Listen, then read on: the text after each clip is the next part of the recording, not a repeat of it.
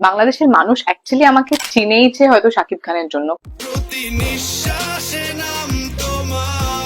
পরপর super হিটের hat trick, নতুন প্রজন্মের নায়িকাদের পিছনে ফেললেন ইধিকা পাল। অনেকেই মনে করেন ইধিকার সঙ্গে রানী মুখোপাধ্যায়ের মুখের আদলে মিল রয়েছে। সে সম্পর্কে ইধিকার প্রতিক্রিয়া ছিল, রানী মুখোপাধ্যায়কে এরকম বিব্রত না করাই ভালো।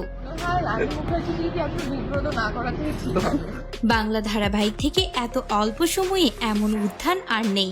নায়িকার নাম ইধিকা পাল।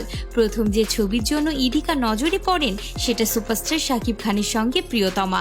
এই ছবিটা করার পরই খাদান ছবিতে দেবের নায়িকা হয়েছেন তিনি। সেই ছবিও ব্লকবাস্টার। দেবের সঙ্গে জুটি বেঁধে তার কিশোরী গান সুপারহিট। আবার খাদানের সাফল্যের রেশ কাটতে না কাটতে ঈদে মুক্তি পেল তার নতুন ছবি বরবাদ। এই ছবিতেই আবার শাকিব খানের সঙ্গে জুটি বেঁধেছেন ইধিকা। ঈদে শাকিব খানের আর একটা ছবি অন্তরাত্মা মুক্তি পেয়েছে বাংলাদেশে। অন্তরাত্মার চেয়ে অনেকটাই এগিয়ে বরবাদ। লক্ষণীয় প্রিয়তমা ছবিটিও ব্লকবাস্টার হয়েছিল বাংলাদেশে।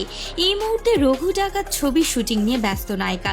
সেই ছবি হিট হলে বলতে হবে ইধিকার পরপর 4টি ছবি সুপারহিট। নজর কাড়ার বিষয় হলো সম্প্রতি টলিপাড়ার নামী নায়িকাদের কেউ কেউ পরপর এমন সুপারহিট ছবির অংশ হতে পারেননি। কারো একটা ছবি ব্লকবাস্টার তো পরের ছবি ফ্লপ।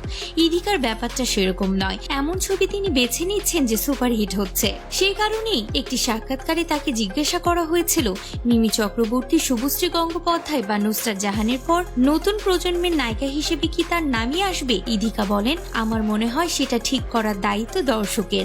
আমি কি বা কেমন সেটা তো নিজে নির্ধারণ করব না, দর্শক নির্ধারণ করবে। মানুষই আমাদের ইন্ডাস্ট্রিতে বা নিজেদের মনে জায়গা করে দেন, তাই এটাও তারাই ঠিক করবেন। লক্ষণীয়, অনেকে মনে করেন ইধিকার সঙ্গে রানী মুখোপাধ্যায়ের মুখের আদলে মিল রয়েছে। সে সম্পর্কে ইধিকার প্রতিক্রিয়া ছিল, রানী মুখার্জিকে এরকম বিব্রত না করাই ভালো। তো ভিউয়ার্স, সব মিলিয়ে ইধিকা পালের অভিনয় আপনাদের কেমন লাগে অবশ্যই কমেন্ট করে জানাতে ভুলবেন না।